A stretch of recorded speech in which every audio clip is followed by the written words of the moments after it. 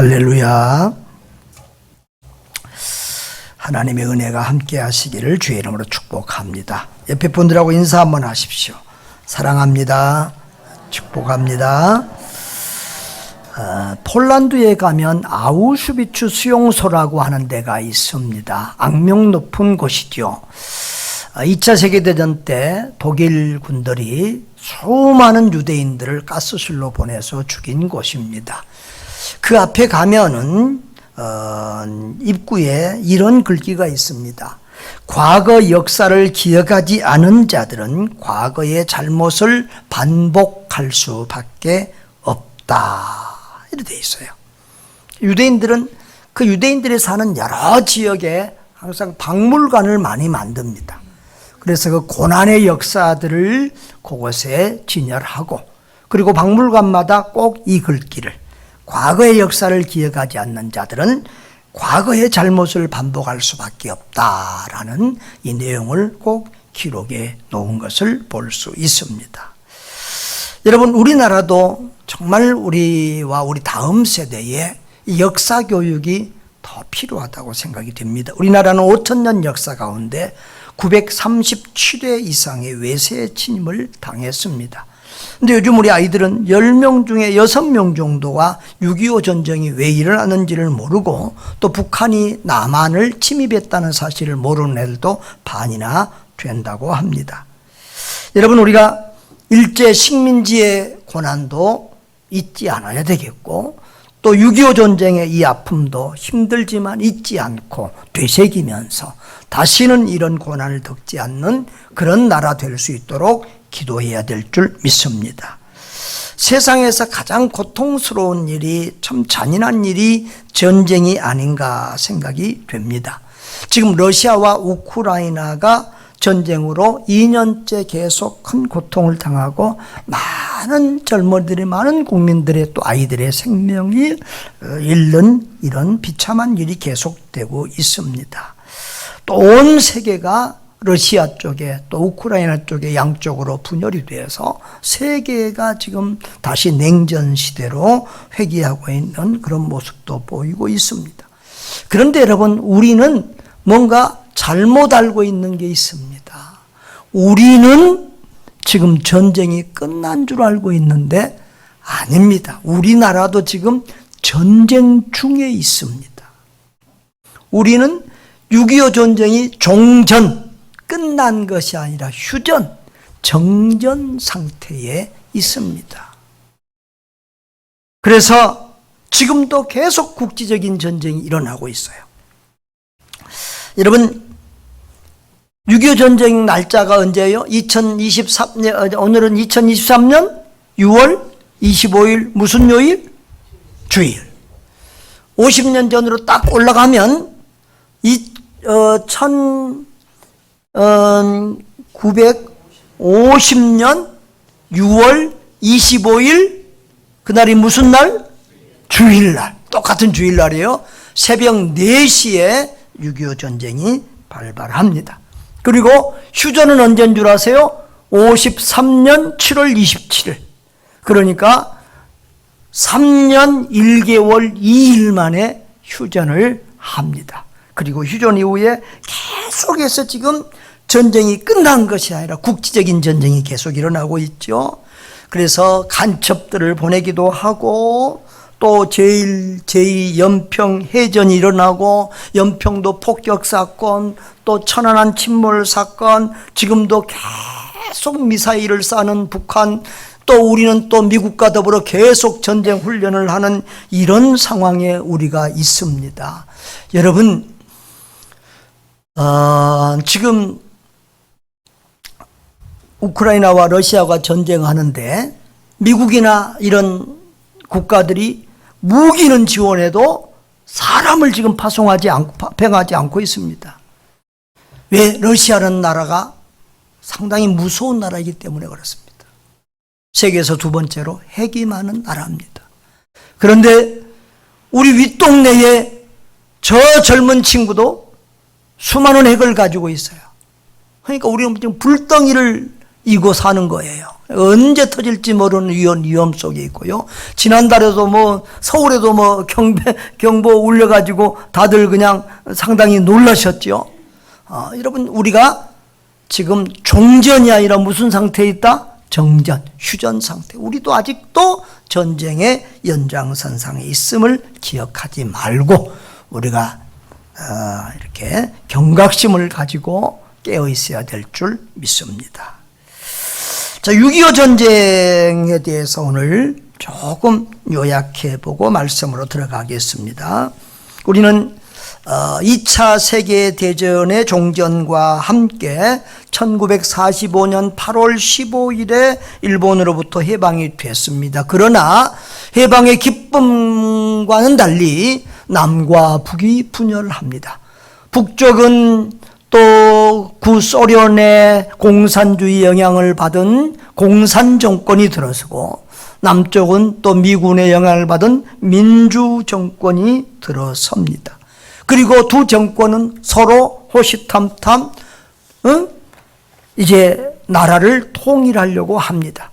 북쪽은 사회주의 공산주의로 나라를 통일하려고 하고, 남쪽에서는 민주주의로 통일하려고 합니다. 그런데 북쪽은 좀 일찍 김일성이 그래도 이렇게 정권을 장악했다고 볼 수 있는데, 남한은 이렇게 이승만처럼 해외파 독립운동가, 그리고 또 김구 선생처럼 또 민족주의 독립운동가, 또 박헌영 같은 이 사회주의 공산주의 사상을 가진 그런 좌익 정당, 이래서 아주 이렇게 남한은 굉장히 시끄러운 가운데 있었습니다. 또 계속해서 이 이승만 대통령이나 또 이렇게 육군참모총장 최병덕 같은 분은 라디오 방송에서 아침은 개성에서, 점심은 평양에서, 저녁은 신우지에서 먹겠다고 그러면서 이 북한을 통일할 이런 의도를 자꾸 비추니까, 미국에서는 전쟁 무기 대주면 북한 쳐들어간다 해가지고 우리 남한에 전쟁 무기를 하나도 주지 않았습니다. 그러니까 막상 전쟁이 일어나니까 북한은 엄청 240여 대 이렇게 지원차를 전차를 몰고 막 들어오는데, 우리는 뭐 탱크도 전차도 무기도 없는 거예요. 이런 상황이 되어졌습니다. 또 북한은 이제 전쟁 준비를 위해서 6월 24일 날까지 이 38선 부근에 이렇게 병사들을 모아놓은 거예요. 그래서 정보국에서 6월 24일 이런 대규모 병력이 38선에 집결했다는 보고를 하였음에도 불구하고 군 장성 수뇌부들은 그날 비상경계를 해제를 했어요. 그리고 뭐 주말이라고 다들 휴가 나가고, 또 장교들은 그 장교 회관 클럽을 또 건축해서 그거 낙성식 파티 한다고 술 먹고 놀고 이 난리가 난 거예요. 그런데 바로 그 다음 주일 일요일 아침 새벽에 전쟁이 발발한 겁니다. 그래서 정말 우리는 이 깨어있지 않으면은 언제든지 적의 밥이 된다는 사실을 꼭 기억해야 됩니다. 영적으로도 깨어있지 않으면은 마귀의 밥이 되고, 또 나라도 깨어있지 아니하면 적의 밥이 된다는 사실을 기억해야 할 것입니다. 자, 이제 김일성이 쳐들어옵니다. 김일성이 저 소련에 가서 스탈린에게 몇 번 사정을 해서 스탈린의 지원을 약속을 받습니다. 사실은 소련은 이 전쟁에 별로 끼고 싶지 않았어요. 왜냐하면 미국과 부딪힐 수 있기 때문에, 뒤에 미국이 있기 때문에. 그래서 소련은 처음에는 군인을 파송하지 않고 무기만 지원합니다. 근데 이제 이 중국이 굉장히 큰 힘이 되죠. 중국이 수십만의 군인들을 보내고 어마어마한 지원을 하게 되는데, 중국군은 또 굉장히 전쟁 경험을 많이 했기 때문에 아주 우리 유엔군들에게 큰 어려움이 되었습니다. 아무튼 총체적으로 나라가 망하려고 그러면, 어려움 당하려면, 뭐 도둑이 들으려면 개들도 안 짖는다잖아요. 그 미국 정보국 CIA도 전쟁 위험 없다고, 이제 북한이 이렇게 단독으로 쳐들어올 만한 힘도 없다고, 전쟁 위험이 없다고 바로 그 앞에까지 보고한 거예요. 그리고 나중에 이제 전쟁이 일어나서 이제 CIA 정보국장이 잘리게 되죠.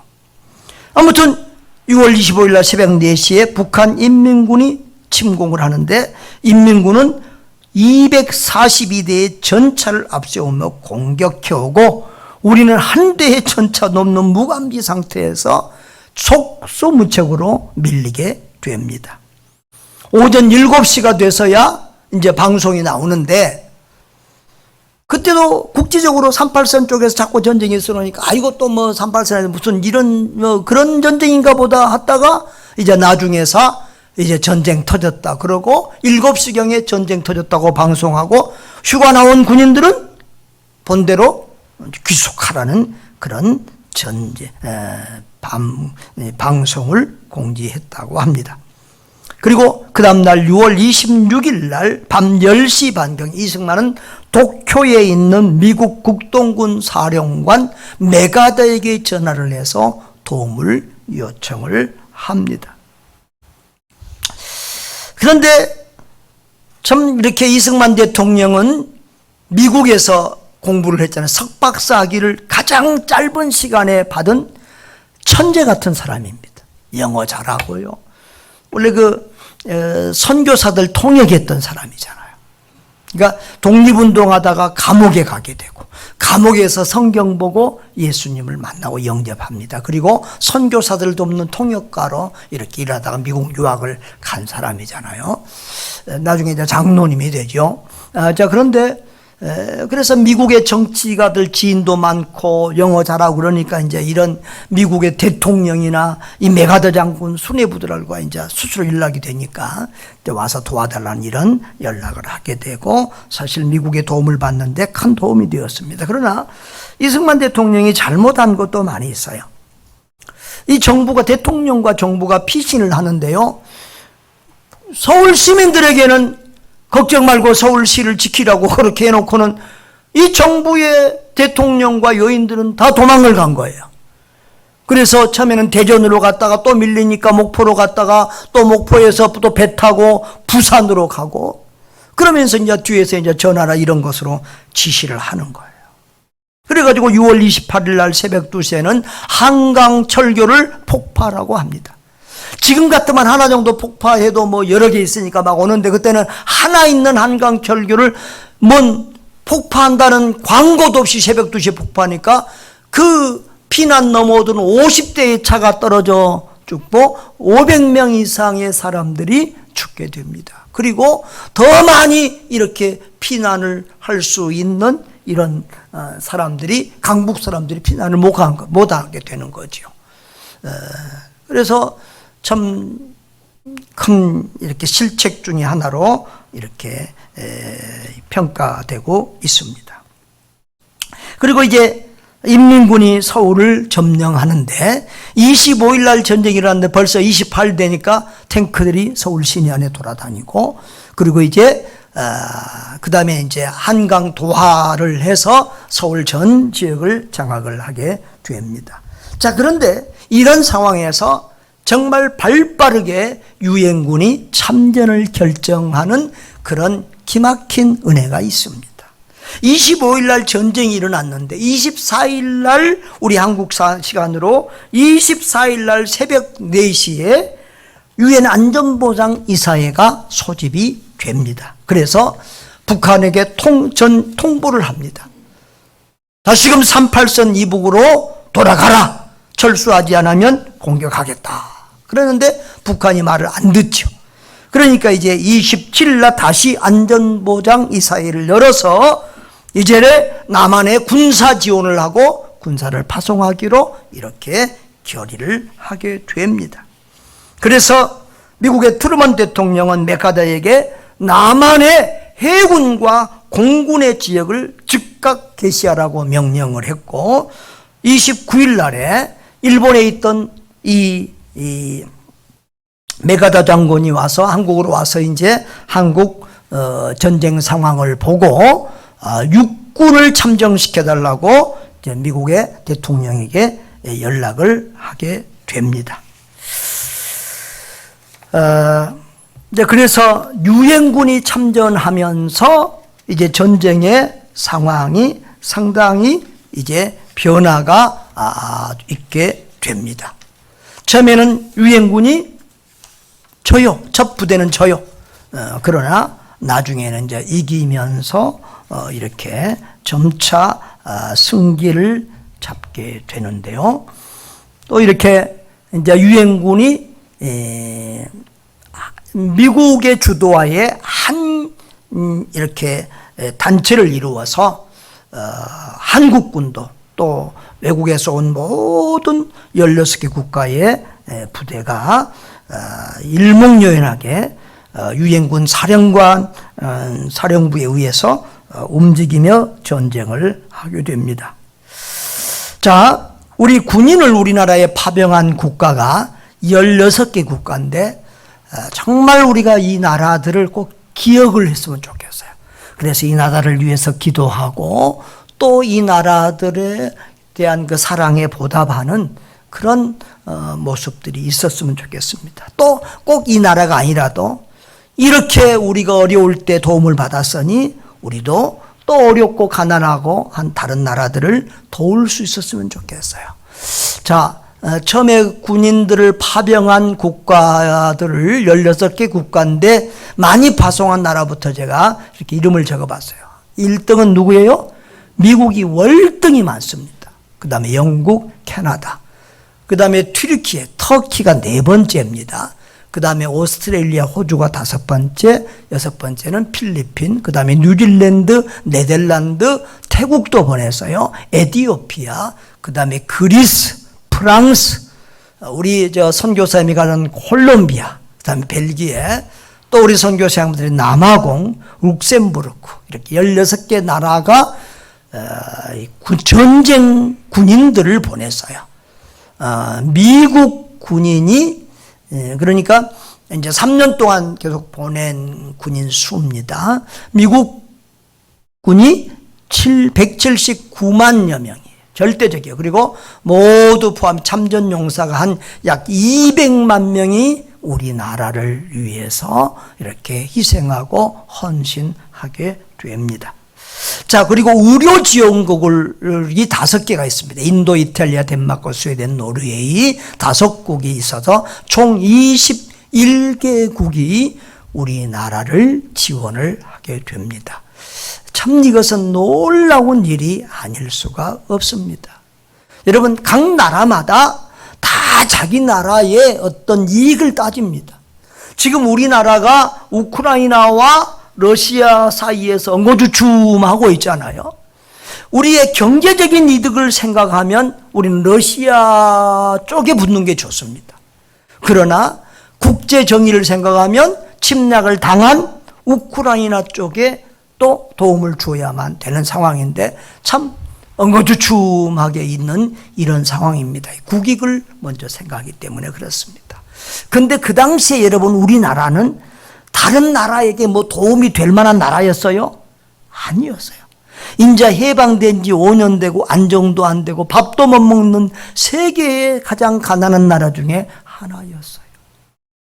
뭐 전 군사적인 도움을 줘야 아무런 도움을 다시 되돌려 받을 빚을 받지 못할 그런 나라지만 순수하게 21개의 이 나라들이 우리나라를 지원해 줬다는 거예요.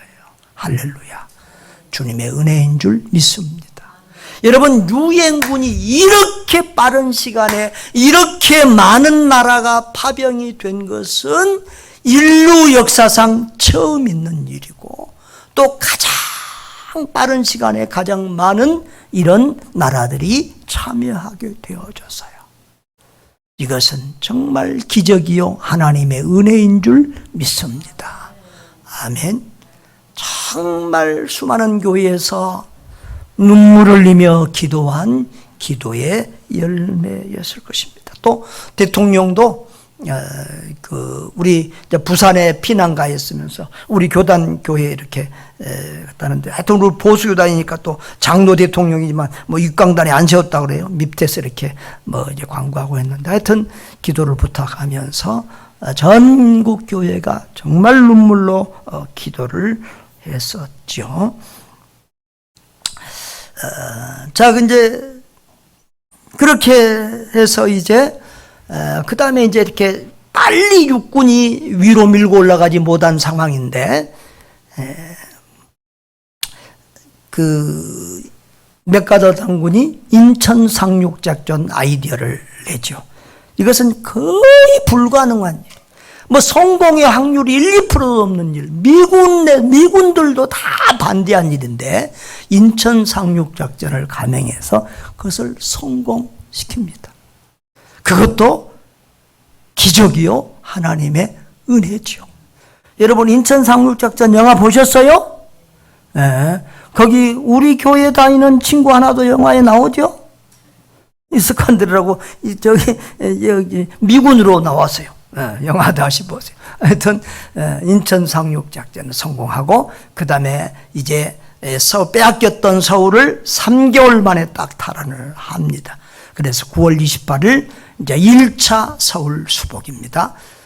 그 다음에 이제 그때부터 파죽지세로 이제 몰고 올라갑니다. 그래서 10월, 11월 달에는 압록강, 두만강까지 진격을 하고, 야, 이제는 통일 뭐 됐다. 이제는 뭐 승리다. 노래를 부를 때 중공군이 때로 밀고 뭐 50만 명이 들어왔다는 말도 있어요. 때로 밀고 오는데 이 중공군은 아주 전쟁 경험도 많고 꽹가리치고 막 정신없이 악기 소리를 내면서 밀고 들어오는데 미군들도 막 유엔군도 속수무책으로 당하는 그런 사건들이 생깁니다. 그래서 계속 후퇴를 하게 돼서 우리 흥남부도 노래 있잖아요. 뭐 눈보라가 몰아치는 흥남부도 자꾸 뭐 그런 노래 있는데 흥남부두에서 12월 달에 계속 후퇴, 마지막에는 이제 성탄절 저녁 24일 밤에 그 유명한 배 사건이 있죠. 큰 배에 뭐 정말 발디딜 틈 없이 사람들을 싣고 저 거제도로 가서 많은 사람들을 살린 이 좀 인류 전쟁 역사에 남는 그런 기록들도 있는데요. 그렇게 북한에서는 흥남부도 쪽에서 그렇게 또 피신을 하고, 그리고 우리 일사후퇴 나홀로 왔어. 그런 영화 노래 있지요. 그 일사후퇴는 바로 서울을 다시 뺏긴 날이에요. 네? 다시 서울이 저 북한군의 손에 들어갔어. 그러니까 서울을 2번 뺏기는 거예요. 그리고 이제 일사후퇴 후로 전쟁은 좀 서로 이제 밀고 땡기면서 이제 장기전으로 들어가게 됩니다. 그리고 이제 다시 서울을 재탈환하는데 2번째 탈환입니다. 52년 3월 14일에 다시 서울을 재배탈하고 그때부터 이제 38선 부근에서 서로 이렇게 막 하면서 이제 전쟁을 끝내자, 휴전하자, 이런 분위기가 국제사회에 팽배합니다. 왜냐하면 지금 2차 세계대전이 끝난 지 5년밖에 안 된 상황에서 다시 우리 전쟁이 일어나잖아요. 그리고 너무 많은 나라가 참여하고 이러니까 세계 3차 대전으로 번질 가능성이 굉장히 농후했어요. 그래서 이 전쟁을 끝내자. 그러니까 이제 서로 38선 부근에서 서로 이제 조금이라도 더 뺏으려고 막 계속해서 치열한 전쟁을 하다가 7월 27일에 휴전을 하게 됩니다. 3년 1개월 2일 만에 휴전을 하게 돼요. 그래서 여기는 뭐예요? 종전이 아니라 휴전, 정전이라는 사실입니다. 아직도 우리는 전쟁이 끝나지 않은 사실을 기억해야 하겠습니다. 여러분, 피해가 얼마나 컸는지 모릅니다. 한국 전체가, 한반도 전체가 폐허됐고요. 대부분의 공장이나 학교나 또 뭐 주택들이 반 이상 다 파괴가 됐습니다. 전쟁 미망인이 20만 명, 그러니까 전쟁통에 남편 잃은 과부가 20만 명이 넘고요. 부모 없는 고아가 10만 명이 넘는 그런 상황이 되고 1천여만 명이 가족들이 전쟁통에 헤어지는 이산 가족이 되었습니다. 미국의 통계에 의하면 전체 참중국 사망자를 200만 명 정도 달한다고 합니다. 그리고 그 중에 반 정도가 한국인의 사망이 100명이 넘는 거예요. 그 중에 85%가, 그러니까 군인이 더 많이 죽었을 것 같은데 아니라 85%가 민간인이 죽었다는 거죠. 근데 소련군 통계에 따르면 북한 사람들이 한 113만 명 정도 죽었을 거라고 봅니다. 그래서 총계를 따지면 250만 명 이상이 이 전쟁으로, 6.25 전쟁으로 죽었다. 그러니까 인천이라는 한 도시의 인구가 전체가 사라졌다. 이렇게 보게 되는 어마어마한 피해인 거죠. 미군도 약 5만 4천 명의 사망자가 발생했는데 베트남 전쟁에서 죽은 숫자하고 비슷한 거예요. 베트남 전쟁은 10년 이상 했잖아요. 근데 우리는 3년 만에 이렇게 많은 미군들이 또 우리나라에 와서 희생을 했습니다. 근데 이 전쟁 이후에 이상하게도 전쟁터에는 이 환란 날에는 장수를 바꾸지 않는다는 말이 있잖아요. 북한도 김일성 정권이 공고하게 공산주의화하고, 남한도 이승만 정권이 이제 더 확고하게 자리를 잡아서 이 반공을 아주 국시로 하는, 이승만 대통령은 아주 이 공산주의를 미워해서 아주 반공이 그 당시에 국시였습니다. 그래서 우리는 늘 어렸을 때 때려잡자 공산당, 막 무찌르자 공산당, 이런 거 막 범나보고 막, 하여튼 북한 사람들은 다 빨간 줄 알았잖아요. 막 빨갛게 그러고 빨갱이. 그래서 너무 지나친 반공 교육이 되어서 지금까지도 이 이데올로기 싸움이 우리나라는 굉장히 좌익 우익 해가지고 너무 심각하고, 그 이후로도 좌익 우익 싸움으로 제주 4.3 사건, 또 요순 반란 사건 등에서 얼마나 많은 또 양민들이 희생이 되는 고통들을 겪어왔는지 모릅니다. 그래서 지금도 그 이데올로기 싸움이 조금만 하면 또 보수 꼴통 그러고, 지금도 조금만 하면 뭐 빨갱이 공산주의, 뭐 사회주의 뭐 그래 하면서 이념 분쟁을 많이 하고 있고, 또 한편은 또 친미, 그래도 미국이 우리나라를 도와주고 우리나라를 살렸지. 친미파가 있는가 하면 또 이제는 또 이제 우리가 이웃인 중국이나 이런 데하고 붙어야 또 우리나라가 산다 그러고, 또 친중파나 이런 상황이, 이런 또 부류가 있어서 지금도 우리나라는 덜 이렇게 실제적인 전쟁만 아니라 사상적으로나 또 여러 가지 언론이나 모든 면에서 이렇게 전쟁의 후유증을 겪고 있다는 것입니다. 자, 우리 이런 역사 속에서 우리는 아픈 역사지만 기억하고 또 교훈을 받고 다시는 이런 고난을 당하지 않도록 또 하나님의 은혜를 구해야 될 줄 믿습니다. 자, 하나님의 주권과 인류 역사를 오늘 성경 속에서 한번 보도록 하겠습니다. 여러분, 전쟁은 하나님이 일으킨 게 아닙니다. 사람의 죄성으로 말미암아서 전쟁이 일어납니다. 사람처럼 잔인하고 악독하고 욕심이 많은 그런 존재도 없어요. 소련 땅을 보세요. 얼마나 큽니까? 여러분, 지금 구소련이 15개 국가로 나눴는데도 지금도 러시아 땅을 보면은 어마어마합니다. 그 안에 뭐 지하자원도 있고 뭐 없는 게, 그래서 지금 국제적으로 아무리 제재를 가해도 소련이 별 흔들림 없이 지금 움직이고 돌아가는 거예요. 그런데도 지금 소련은 땅이 부족해서 또 우크라이나 땅을 빼앗고 있습니다.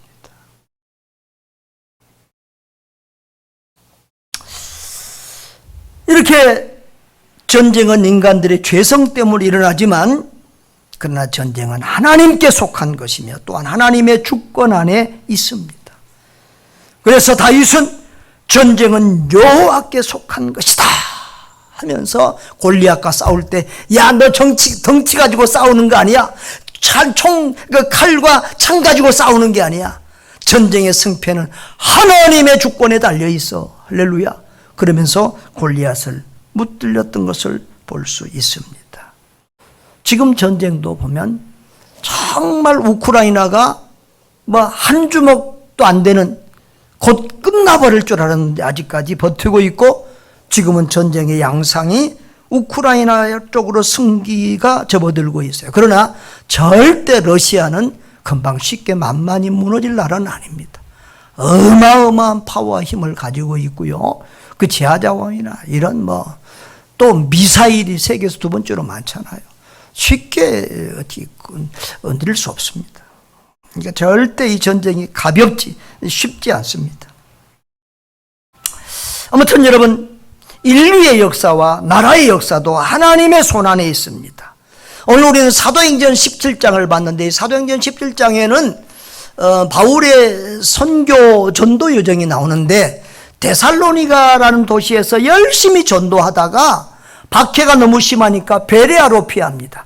그 베레아에서 열심히 전도했는데 또 거기에서 참 생명의 위협을 느낄 만큼 이런 박해가 또 오니까 이제 그리스 아테네로 피합니다. 성경에는 그것이 아덴이라고 되어 있습니다.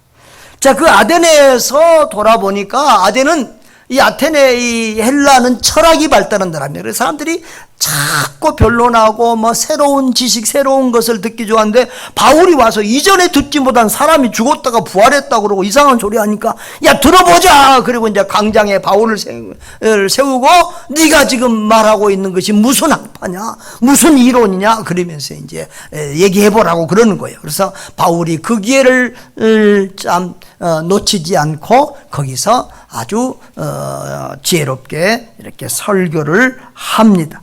그래서 22절에 보면은, 아덴 사람들아, 너희를 보니 범사의 종교성이 많도다, 이렇게 칭찬하는 듯 하면서 접촉점을 가지고 이제 그들에게 하나님을 전하게 됩니다.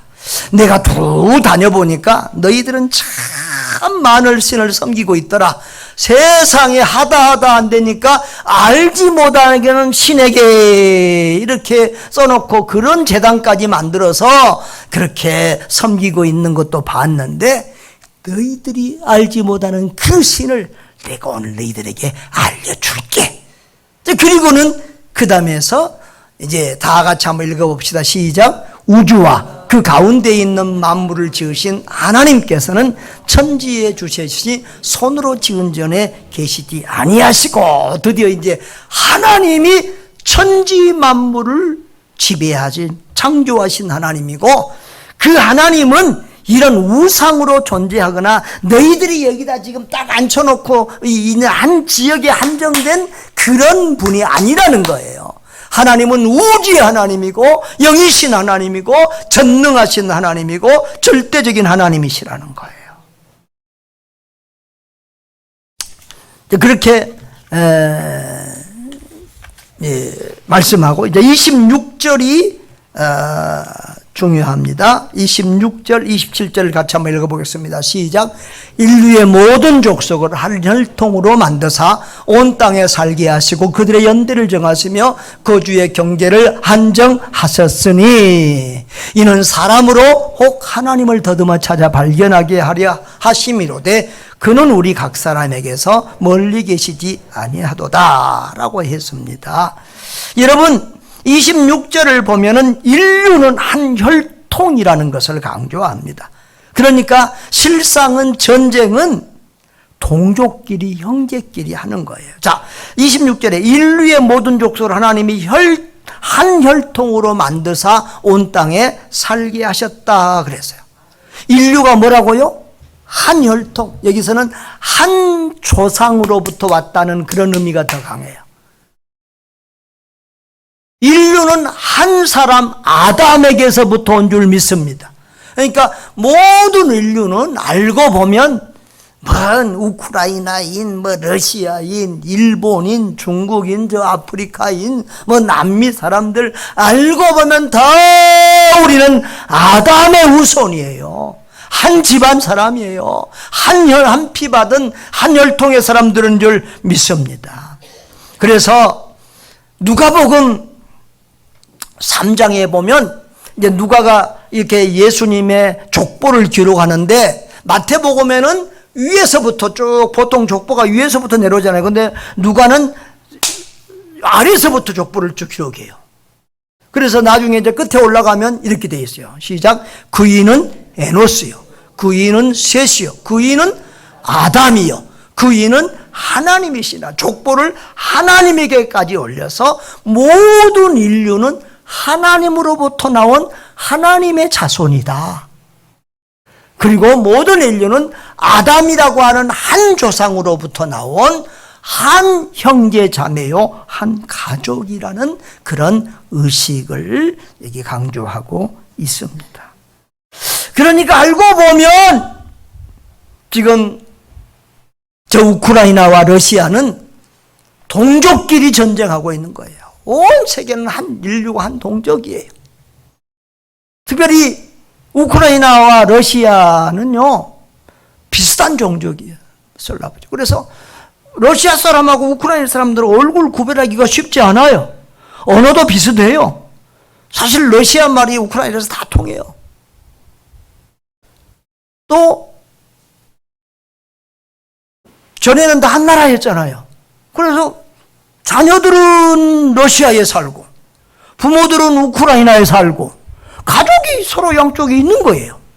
우리 고려인 동포들도 우크라이나에 농사질 가서 우크라이나에 살고 있는 고려인 동포들도 많고 러시아에 있는 고려인 동포들도 많아요. 그러니까 지금 다 집안끼리, 가족끼리, 형제끼리, 민족끼리 다 지금 그렇게 싸우고 전쟁하고 있는 이런 상황이라는 거예요. 근데 우크라이나보다 더한 게 우리 6.25 전쟁이죠. 완전히 우리나라는 단일 민족, 한 민족인데 뭐 우리 민족끼리 전쟁하고 싸우고, 형님은 피난와서 동생 남한에서 대한민국 국군으로 싸우고, 동생은 저 북한에서 북한군으로 싸우고, 이런 이 동족 상잔의 형제지간의 피비린내 나온 싸움이 바로 우리의 6.25 전쟁이었던 것입니다. 여러분, 정말 전쟁은 하나님 편에서 볼 때는 하나님의 자녀들끼리 서로 싸우고 있는 그런 마음 아픈 상황이라는 거예요. 또한 땅과 나라는 하나님의 소유권에 있습니다. 인류의 모든 족속을 한 혈통으로 만드사 온 땅에 살게 하시고 또 그들의 연대를 정하시며 거주의 경계를 한정하셨다 그랬어요. 사람들을 창조하시고 온 땅에 흩어져 살게 하시면서 그들의 어떤 시대를, 역사를 주님이 주장하셔. 이건 지금 연대, 여기서 연대라는 말은 크로노스가 아니고 카이로스라는 단어인데, 이것은 하나님의 어떤 특별한 시간들이, 하나님이 특별한 시대에 특별한 방법으로 역사하는 그런 모습으로 역사를 움직이시고 또 거주의 경계를 정하셨다는 거예요. 그래서 인류 역사를 하나님이 주장하시고 나라와 민족의 흥망성쇠를 하나님이 주장하신다는 사실입니다. 그러므로 전쟁은 꼭 무기가 많은 나라가 이긴 것이 아니고 대국이 이기는 게 아니에요. 그 역한 베트남 전쟁을 미국이 이겼어요? 미국이 이기지 못해요. 베트남이 이겼어요. 아프가니스탄 얼마나 가난한 나라입니까? 러시아가 13년 동안 공격하다가 손들고 나왔어요. 패배했어요. 전쟁은 사람 마음대로 되는 게 아니에요. 군사력과 나라의 크기로 힘으로도 되는 것이 아니에요. 하나님의 뜻과 섭리가 있어야 되는 거예요. 여러분, 어떻게 이 극동지방의 조그만 가난한 보잘것없는 나라를 온 세계 21개국에서 군인과 또 의료 지원병을 보내서 도와준다는 말입니까? 하나님의 은혜인 줄 믿습니다. 여러분, 우리 한국 전쟁이 이제 끝난 지가 70년입니다. 70년밖에 안 됐어요. 자, 그런데 그 메가더 장군도 폐허된 이 나라를 보면서 이 나라는 50년 안에는 회복될 수 없다고 그렇게 예언을 했는데, 그 가난한 나라, 폐허된 나라, 그 불쌍한 세계에서 가장 가난했던 그 나라가 지금은 세계에서 가장 부유한 나라 중에 하나가 되었습니다. 할렐루야. 할렐루야. 할렐루야. 우리 선교사님들이 한국에 오면 하나같이 요즘에 하는 말은, 목사님, 한국에 너무 잘 살아요. 한국은 별게 다 있어요. 없는 게 없어요. 맛없는 게 없어요. 너무 좋아서 한국 들어오면 나가기가 싫은 그런 인간적인 유혹을 받는 거예요. 미국을 가도 일본을 가도 불편할 만큼 우리 한국이 잘 살아요. 여러분, 이 조그만 나라가 세계 10대 무역국이 세계 10대 그런 국가가 됐다는 거, 경제국가가 됐다는 거 이해가 되세요? 우리나라는 잘 살 그런 요건이 하나도 없는 나라예요. 땅이 넓습니까? 땅이 작아요. 그것도 반짝 달라져 있는데 북한이 딱 막고 있기 때문에 우리가 이제 북한하고 통일되면 중국으로 해서 유럽까지 온 세계로 이렇게 움직일 수 있는데 지금은 북한이 딱 막고 있고 우리나라는 지금 섬나라나 마찬가지예요. 비행기나 배를 안 타면 어디를 갈 수도 없는 이런 조그만 나라. 땅이란 없습니까? 이 조그만 땅덩어리가 70%가 산입니다. 지하자원이 있습니까? 지하자원도 없어요. 뭐 정치가들이 정치를 잘했습니까? 정치만 하고 나면 저 감방에 가서 앉아있고 총 맞아 죽고, 이런 게 지금까지 우리나라의 역사예요. 뭐가 어때서 이렇게 뭐 때문에 이렇게 잘 살게 됐습니까? 몰라요. 뭔지 몰라요. 이 충청도 말로 몰라요. 하나님만 아십니다. 은혜라고, 하나님의 은혜라고, 기적이라고 볼 수밖에 없어요. 하나님이 도와주신 거예요. 하나님이 우리를 불쌍히 여겨주신 거예요. 일제시대 때 그 일본에 고난을 당하면서 울면서 기도했던 우리 어버이들의 눈물의 기도, 저 6.25 전쟁의 공산군의 칼날 앞에서 믿음을 지키면서 순교당하고 목숨을 걸고 기도했던 우리 어르신들의 그 기도의 응답이요 축복인 줄 믿습니다. 지하자원도 없고 아무것도 없는 이 나라가 이렇게 잘 살고 평화와 복을 누리고 있는 것은 오직 하나님의 은혜다. 그 은혜를 잊지 말고 늘 감사하는 저와 여러분 될 수 있기를 바랍니다. 자, 그런데 하나님이 온 땅에 거하게 하시고 연대를 정하시고 거주의 경계를 한정하신 이유가 있어요. 왜 그렇게 했냐? 27절에 보면 이는 그렇게 시작해요. 이는 그 이유를 말하고 있어요. 사람으로 혹 하나님을 더듬어 찾아 발견하게 하심이로되 그는 우리 각 사람에게서 멀리 계시지 아니하도다. 하나님께서 우주 만물을 창조하시고 인류 역사를, 나라와 민족들을 다스리고 이런 모든 것들이 다 사람으로 하여금 하나님을 더듬어 찾아 발견해서 하나님을 알게 하고 하나님을 믿게 하려는 하나님의 뜻이 있다는 거예요. 그렇게 좀 더 깊이 역사를 바라보고 자연환경을 바라보면 하나님이 결코 멀리 계시지 않고, 하나님이 우리 가운데 계시구나, 이건 하나님의 역사구나, 하나님이 일하시구나, 하나님이 도와주시는구나, 이걸 깨달이고 느낄 수 있다는 거예요. 자, 이렇게 하는 것을 우리가 자연계시 또는 일반계시라고 합니다. 로마서에도 보면은 하나님이 이 세상의 모든 것을 하나님이 알 수 있도록 이 세상 만물에 하나님의 신성과 능력이 나타나 보인다, 이렇게 말을 하고 있어요. 일반계시. 그런데 그 일반계시로는, 그러니까 이 전쟁이나 역사나 이 자연의 모든 우주적인 이 역사가 일반계시인데 그것을 통해서는 하나님을 또 자세히 알 수 없고 우리를 죄와 사망에서 구원하신 예수님에게까지는 알 수 없어요. 그러니까 하나님이 특별 계시인 성경까지 주셔서 우리로 하나님을 더 잘 알고 예수 믿어 구원받게 은혜를 베풀어 주신 줄 믿습니다. 여러분, 이 고난이나 전쟁이 꼭 역사에 피해만 되는 것도 아니더라고요. 하나님은 우리가 일을 다 망쳐놓고 저질러 놓고 죄짓고 엉망으로 만들어놔도 하나님은 또 그걸 뒷정리하시고 합력하여 선을 이루시는 하나님이신 줄 믿습니다. 요한계시록을 해결할 때, 해석할 때, 천년설을 해석할 때 무천년설, 또 전천년설, 후천년설이라는 게 있습니다.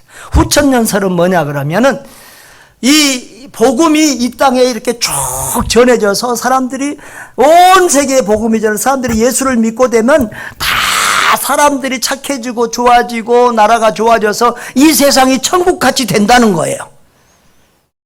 자, 옛날에 1차 세계대전 이전에는 그렇게 생각하는 분들이 상당히 있었어요. 그런데 1차, 2차 세계대전을 겪으면서 지금은 거의 한 사람도 그 무천년설을 신봉하는 사람이 없어요. 다시 말하면 이 땅에 하나님 나라가 이루어질 수 없다. 사람들은 악할 뿐이고 이 땅에 온전한 지도자는 아무도 없다. 여러분 지도자를 너무 인간 지도자를 너무 믿을 때 전쟁을 하는 거예요. 독일이 히틀러한테 쏘아가지고 히틀러한테 완전히 쇠뇌당해가지고 히틀러를 절대적으로 지지하다 보니까 2차 세계대전을 일으키거든요. 여러분, 우리는 푸틴 욕할지 몰라도 러시아 사람들은 지금도 푸틴 지지율이 85%가 넘습니다. 너무 절대적으로 푸틴을 지지하다 보니까 전쟁을 이끄는 거예요. 여러분, 그러나 인간 지도자는 더 허물투성이고 죄악투성이고 아무것도 아닌 헛된 존재라는 사실을 우리는 전쟁을 통해서 깨닫게 되는 것입니다. 하나님만이 진정한 우리의 왕이요 지도자인 줄 믿습니다. 여러분, 이 전쟁을 통해서 우리는 인간이 얼마나 잔인하고 얼마나 악하고 또 얼마나 연약한 존재인가를 깨닫게 돼요.